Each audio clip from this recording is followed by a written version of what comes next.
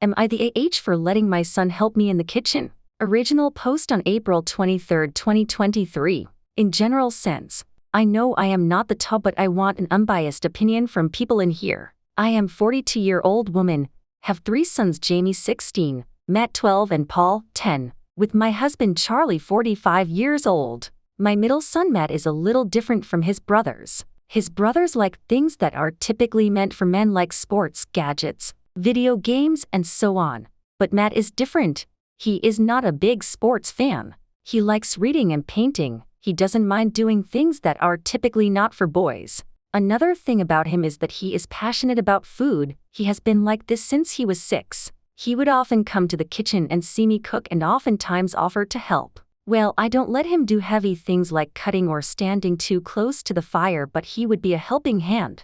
I call him Ramsay Jr., after Gordon Ramsay. Honestly, I like this arrangement because while I am doing all of the cooking, my other boys are in their room. My husband, on the other hand, is not impressed by Matt. He is a proud father of 3 sons and often like to do stuffs with them, like teaching them how to play baseball, playing video games, wrestling, watching sports. But Matt is not interested in any of those things. He has said over and over again that those typical things they do doesn't interest him. My husband would still force him to do it because he thinks it is more important for him to do things that are more masculine with his brother because it creates a bond.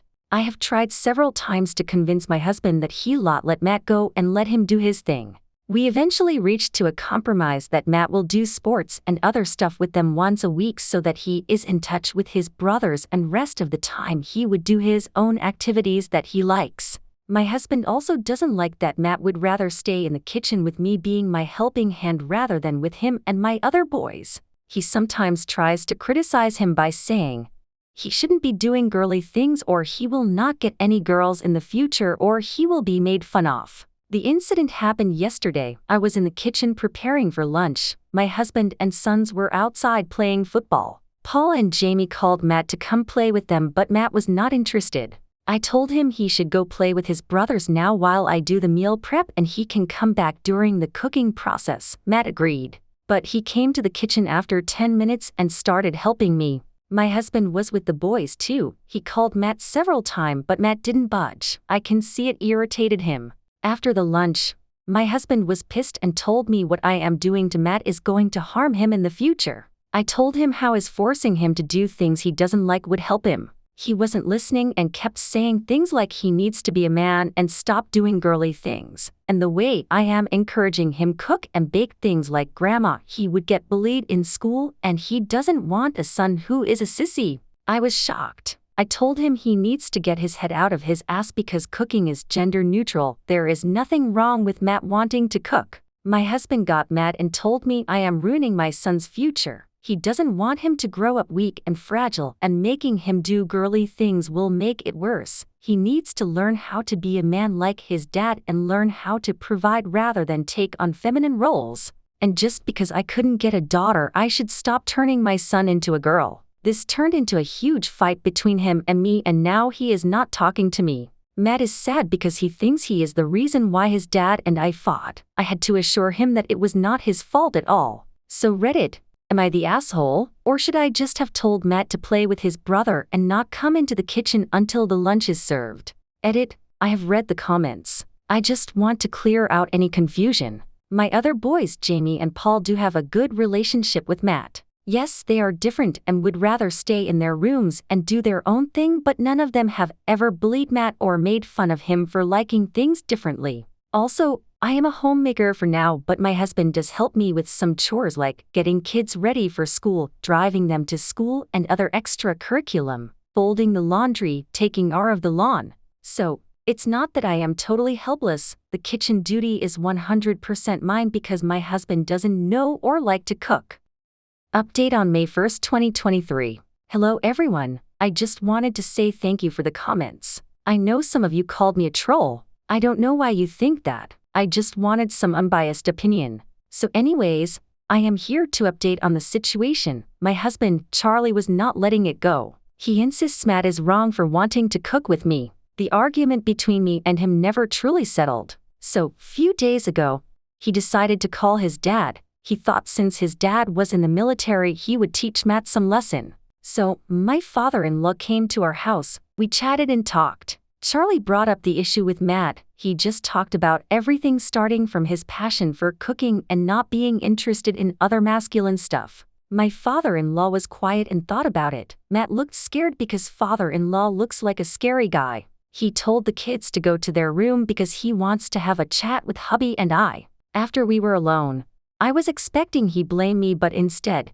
he blamed my husband. He said he is really embarrassed of my husband for having such backward thinking. He knows that when father-in-law was in the military he had to do all his chores and sometimes have to cook. He just loaded on my husband that he is teaching the wrong lesson to Matt, that cooking is a good skill and it will help in real life. Watching sports and video games will not teach him anything valuable. There is more. I cannot write all of it, but my husband looked really defeated. He tried to argue that Matt needs to do tough things, but my father-in-law shut that down by saying he has the nerve to say cooking is easy when he probably can't boil water. Honestly, it was funny to watch my husband being berated by his dad like a kid. He then called the boys to the room and told us to give them privacy. We were outside. I was looking at my boys through the slit of the door. Matt looks relaxed, but the heads of Jamie and Paul was down. Long story short, father-in-law told my boy to not bother Matt anymore. He also instructed that my boys help me in the kitchen once a week to learn how to manage home. He also told Matt to not be scared and do whatever he likes. I am glad Charlie brought him to our house even if his plans backfired. I thought after my father-in-law left there will be peace. My husband would be normal and understand, but he was sulking and moping around. I asked him continuously what happened.